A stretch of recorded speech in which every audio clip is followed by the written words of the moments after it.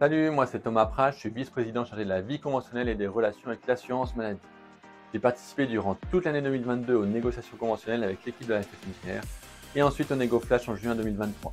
C'est pour ça que je suis là devant vous. Je vais m'occuper de tout vous expliquer sur l'avenant 7 que je connais sur le bout des doigts pour qu'il ne reste aucune zone d'ombre pour vous. Allez, c'est parti! Aujourd'hui, nous allons vous expliquer en détail tout le volet NGAP de l'avenant 7.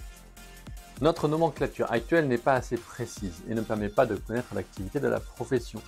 Si les AMS 7,5 et 9,5 couvrent 65% de nos actes, il est impossible de savoir si derrière c'est un membre supérieur ou un membre inférieur qui est traité, s'il y a opération ou non, si c'est une pathologie soumise à référentiel, etc. Or, ce sont des données intéressantes pour nous et pour les CPAM, pour mieux connaître notre activité. De façon plus concrète, la NGAP sera intéressante pour nos revalorisations, car la CNAM ne revalorise pas ce qu'elle ne connaît pas, par crainte de voir les dépenses exploser. Par exemple, la rééducation après amputation est cotée à AMS 7,5 et mériterait largement d'être augmentée.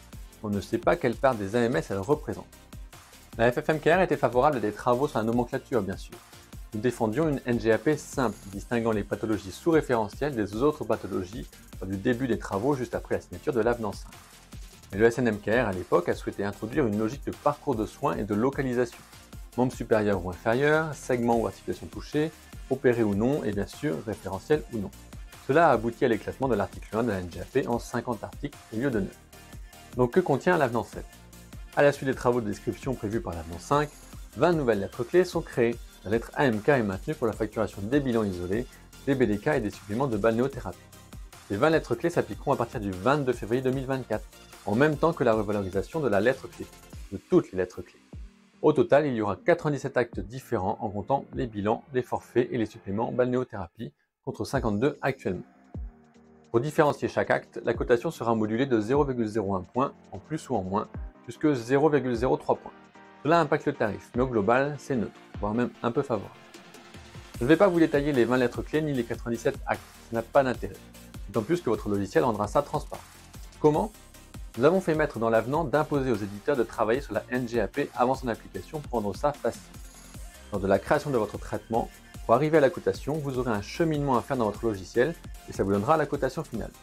Ça pourra être un cheminement ou des filtres successifs, ça dépend de la solution retenue par votre éditeur de logiciel. Les éditeurs de logiciels ont tout intérêt à proposer des solutions efficaces.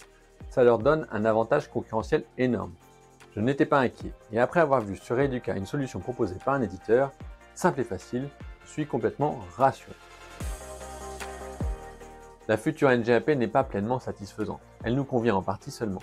Les actes sont beaucoup mieux décrits, surtout ceux de l'article 1, mais l'augmentation des coefficients crée de nombreux tarifs différents pour quelques centimes, c'est regrettable.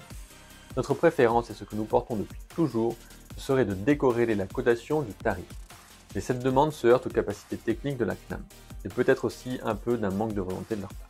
À terme, nous souhaiterions une NGAP de type CCAM, classification commune des actes médicaux, comme les médecins donc, avec une facturation à la consultation plutôt qu'à l'acte.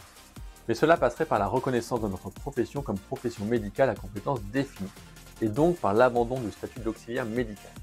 Nous n'y sommes pas encore, mais c'est un projet porté par la FFMKR, en interpro notamment via les libéraux de santé. Ce que nous avons obtenu dans l'avenant 7, c'est des travaux pour prendre en compte les spécificités d'exercice. Alors aujourd'hui, on ne peut pas extraire ces actes des autres. Et comme je l'ai dit plus haut, ce que la CNAM ne connaît pas, la CNAM ne revalorise pas.